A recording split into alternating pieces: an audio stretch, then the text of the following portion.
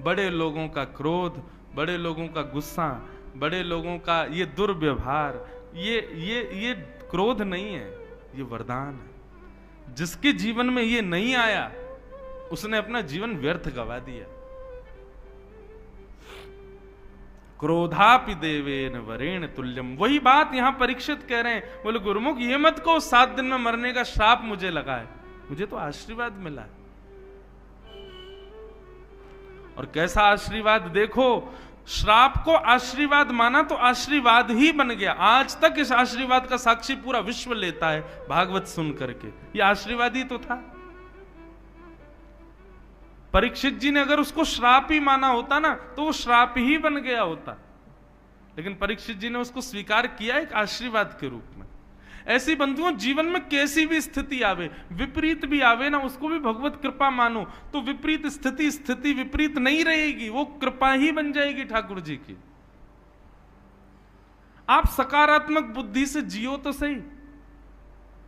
हमारे साथ ऐसा हो गया, हमारे परिवार में ऐसा हो गया, मत बोलो ये सब। आप उसको गलत मानोगे तो वो गलत है, लेकिन आप सोचो कि चलो ये गलत हुआ, कोई बात नहीं, ठाकुर जी की कोई और इच्छा होगी, शायद कुछ मंगल करना होगा। आप ऐसा मानेंगे, जैसे ही मानेंगे तुरंत आप देखना कि वो आपको प्रसाद जैसी दिखने लगेगी वो स्थिति। ये मैंने अनुभव किया अपने जीवन में। आप लोग मुझसे भी बड़े हो उम्र में, कई लोग, मेरा तो इतना अनुभव नहीं, पर इतने दिनों में भी जो अनुभव हुआ उसको मैं साझा करूं तो ऐसा ही है कि आप विपरीत स्थिति को भी ऐसा मान लो कि ये ठाकुर जी की इच्छा है, शायद ये मेरा निर्माण इसी से होगा, तो हो ही जाएगा। लेकिन आप उसको गलत नकारात्मक रूप से लोगे कि ये क्या कर दिया भगवान ने, सब गलत कर दिया, ये तो गलत ही हो जाएगा वो। राजा परीक्षित को 7 दिन में मरने का श्राप लगा, लेकिन उन्होंने मुस्कुरा करके वरदान मान करके उसको स्वीकार किया। अपने पुत्र जन्मेजय को राज्य गद्दी पर बिठाया इंद्रप्रस्थ के, और स्वयं आ गए कहां, इसी नगर में। और भ्रमण करते हुए सुखतीर्थ गंगा के तट पर जैसे ही पहुंचे, असंख्य संत बैठे थे वहां पर। सबसे जाकर के राजा परीक्षित ने कहा कि भगवान जल्दी मरने वाले की मुक्ति का उपाय बताइए।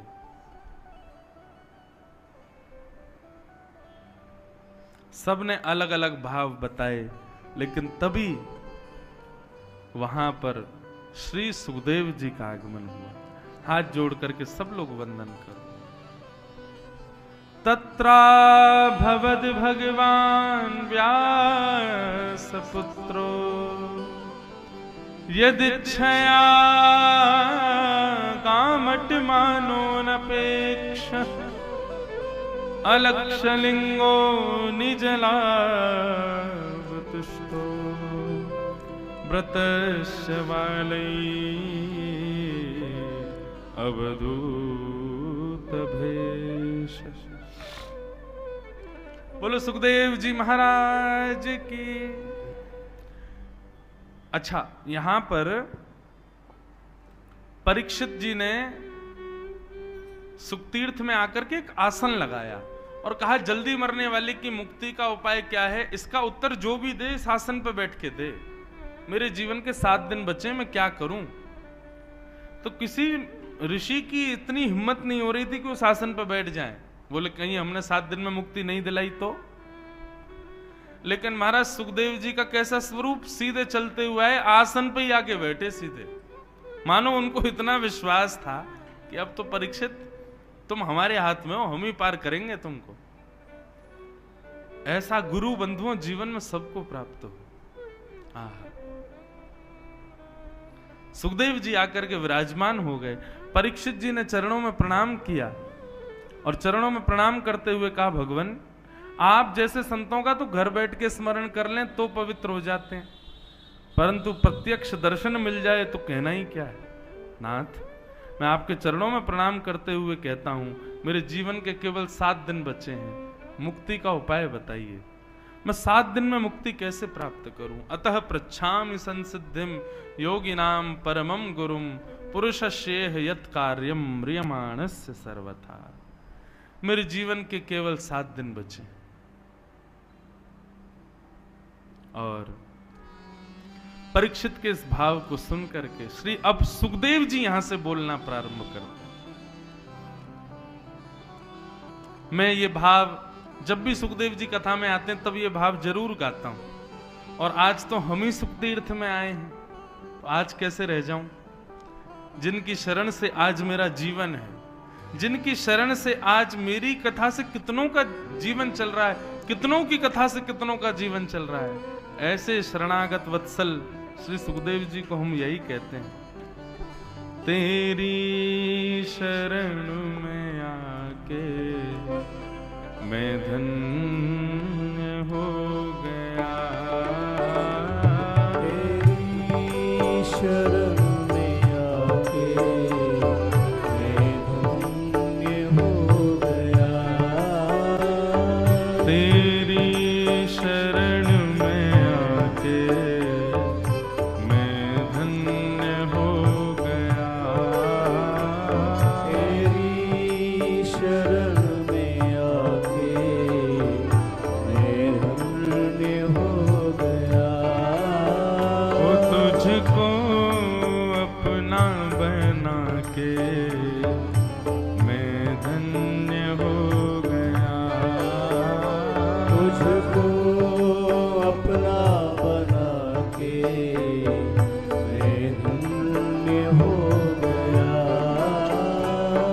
जन्मों की प्यास थी जो, जन्मों की प्यास थी जो, जन्मों की प्यास थी जो, जन्मों की प्यास थी जो, संपन्न हो गया, तेरी शरण में आके मैं धन्य हो गया, तेरी शरण में आके मैं धन्य। श्री सुखदेव जी महाराज की।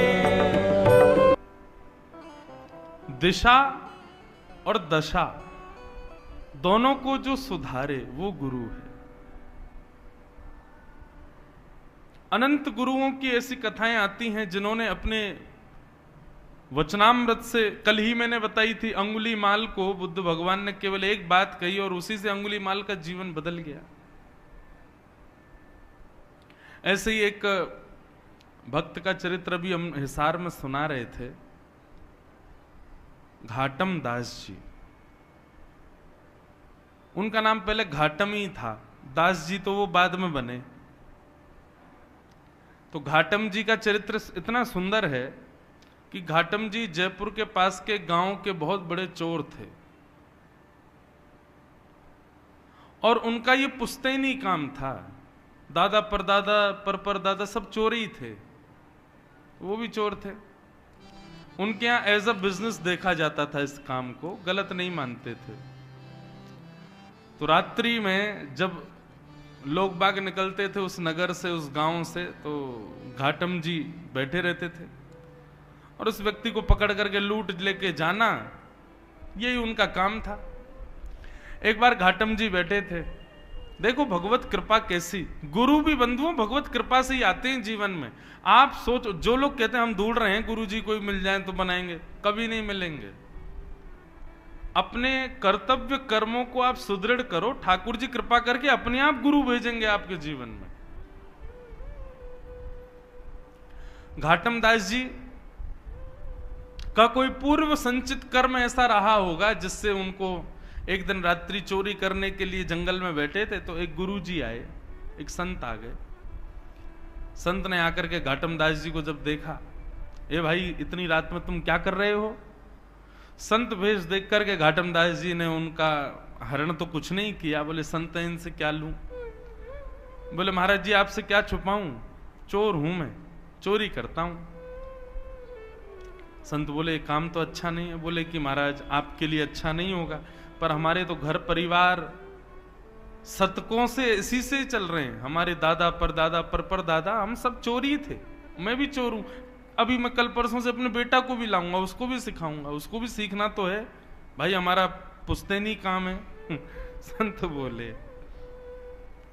क्यों करते हो, गलत है ना, किसी की मेहनत की कमाई को तुम ऐसे लूट लेते हो। बोले तो हम भी तो मेहनत करके लूटते हैं, हमारी भी तो मेहनत है। वो व्यक्ति सत्कर्म करके कमा रहा है, हम मेहनत करके पूरा मंत्रणा बना के लूट रहे हैं, तो इसमें भी तो मेहनत है। घाटम दास जी के वचन सुनकर के संत बोले भैया इसके रग रग में चोरी है, नहीं निकल पाएगी। संत ने उनके चरणों में, घाटम दास जी ने चरणों में प्रणाम किया। बोले आप आज्ञा करो, यदि आपके मन में कोई भाव हो तो। बोले भाई तुम मेहनत करके धन कमाया करो। बोले मेहनत ही तो करता हूं नाथ। संत बोले ये नहीं सुधरेगा। संत बोले तो ठीक है, एक काम करो, तुम सब जो मन करे वो करो, 4 काम हमारे कहे के करो। बोले आज्ञा करो। पहला, सदा सत्य बोलोगे, कभी झूठ नहीं बोलना। चोरी की तुमको छूट है, तुम चोरी करो, डकैती डालो, लेकिन तुम सदा सत्य बोलोगे। घाटम दास जी बोले ठीक है। दूसरी बात, साधु संत वैष्णव जब दिख जाएं, जहां दिख जाएं, उनकी सेवा करोगे। घाटम जी बोले जो आज्ञा। तीसरी बात, जीवन में जो कुछ भी पाओगे उसको पहले भगवान को निवेदित करोगे, चाहे चोरी की सामग्री क्यों ना हो, पहले भगवान को अर्पित करो, उसके बाद अपने जीवन में उसका प्रयोग करना जी। और राह चलते किसी भी मठ मंदिर को यदि देखो तो 100 काम छोड़ के पहले वहां प्रणाम करो, दर्शन करो, परिक्रमा करो, फिर आगे चले। ये 4 काम तुमको करने, समझ आ गए कौन कौन से? पहली बात सत्य बोलनी है, दूसरा संत ब्राह्मण वैष्णवों की सेवा करनी है, तीसरा कुछ भी सामग्री लोगे पहले ठाकुर जी को निवेदित करनी है, प्रसाद बना के उसको स्वीकार करना है, और चौथी बात, राह में कोई भी मठ मंदिर मिले पहले वहां प्रणाम करो, फिर आगे चलो। घाटम जी बोले ये तो मैं कर सकता हूं, बस चोरी की छूट है। बोले हाँ खूब चोरी डकैती करो, बस ये 4 काम ध्यान रखना। ऐसा कह के संत चले गए। घाटम जी तो महाराज जब ऐसे ही रहने लगे, सत्य बोलते थे, संतों की सेवा करते थे, कोई भी चोरी करते पहले भगवान को देते, फिर अपने प्रयोग में लेते, और कहीं भी कोई मंदिर मिलता प्रणाम करते। गुरु के बताए मार्ग पर चल रहे थे तो चोरी में उनको और ज्यादा लाभ होने लग गया। अब ज्यादा ज्यादा गहने मिलने लगे और ज्यादा उनके घर को लाभ होने लगा। घाटम जी बड़े खुश, बोले बढ़िया गुरु जी मिले हैं, बस ये 4 सरल से नियम बता गए हैं, सब बढ़िया चल रहा है। एक दिन गुरु जी ने घाटम जी को निमंत्रण भेजा कि हमारे मठ का उत्सव है, पधारो और कुछ सेवा करो यहाँ पे। तो घाटम जी बोले गुरु जी के उत्सव में सेवा करनी है, कोई छोटी मोटी सेवा नहीं, ऐसी सेवा करूं कि पूरा उत्सव का सारा खर्चा मैं ही करूं, तब मुझे सुख मिलेगा कि मैंने गुरु जी को दक्षिणा दी। बोले उसके लिए बड़ी चोरी करनी पड़ेगी, क्या करें? तो बोले कि महाराज जिस नगर में हम रहते हैं वहां के राजा के बड़े मूल्यवान घोड़े हैं, यदि एक घोड़ा उनमें से चुरा लिया जाए और उसके बदले जो धन आए वो इतना धन होगा कि गुरुजी के एक नहीं 6-7 उत्सव मैं ही करवा दूंगा। तो घाटम जी ने एक सिपाही का रूप धारण किया, राजा के दरबार में जाने लगे। द्वारपालों ने पूछा कहां भाई, कहां कहां कहां घुसे चले जा रहे हो भीतर, कौन हो? थे तो सिपाही वेश में। अब पूछा कौन हो, तो सत्य बोलते थे। बोले चोर हूं, चोर हूं, चोरी करने आया हूं। तो सिपाहियों को ऐसा लगा कि भैया ये कोई राजा का अंतरंग व्यक्ति है और हमने इससे पूछ लिया कि तुम कौन हो, तो इसको बुरा लग गया है, इसलिए ये व्यंग में बोल रहा है कि चोर हूं। अरे भैया क्षमा करो, जाओ जाओ भीतर जाओ। घाटम जी बड़े खुश, सत्य बोल रहा हूं फिर भी देखो आज्ञा मिल रही है, जाओ। घाटम जी भीतर गए। राजा के 4 घोड़े थे, उनमें सबसे महंगा घोड़ा काला वाला था, वही चुराया। उस पर बैठ करके और महाराज बाहर निकलने लगे तो सिपाहियों ने फिर पूछा, बोले ये तो राजा का घोड़ा है, इसको लेके कहां जा रहे हो? बोले बताया था ना चोर हूं, चोरी करने आया हूं, घोड़ा चोरी करके ले जा रहा हूं, अपने घर बेच दूंगा इसको। सिपाहियों को फिर लगा, बोले अब तो कुछ ज्यादा ही बुरा मान गए लगते हैं ये हैं? ये कोई राजा के कार्य से आया व्यक्ति है, हम बार बार इसको टोक देते हैं तो बेचारा बुरा मान जाता है, अपने आप को चोर बताता है। अरे भैया क्षमा करो, तुम जाओ जाओ ले जाओ। घाटम दास जी ले गए। घाटम दास जी घोड़े पर बैठे, बोले गुरुजी की पहली आज्ञा पूर्ण हो गई।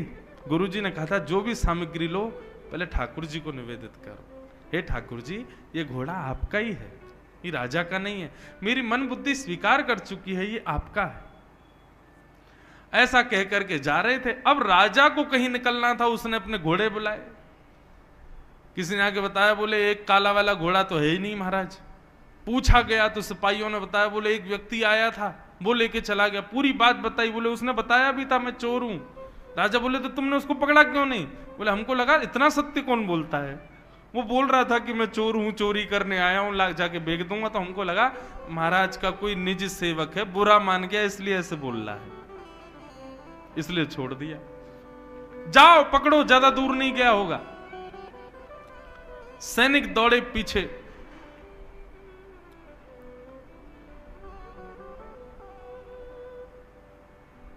सैनिक पीछे दौड़े। अब यहां घाटम जी घोड़ा लेकर के जा रहे थे। रास्ते में ही एक मंदिर मिल गया और मंदिर में पूजा सेवा चल रही थी।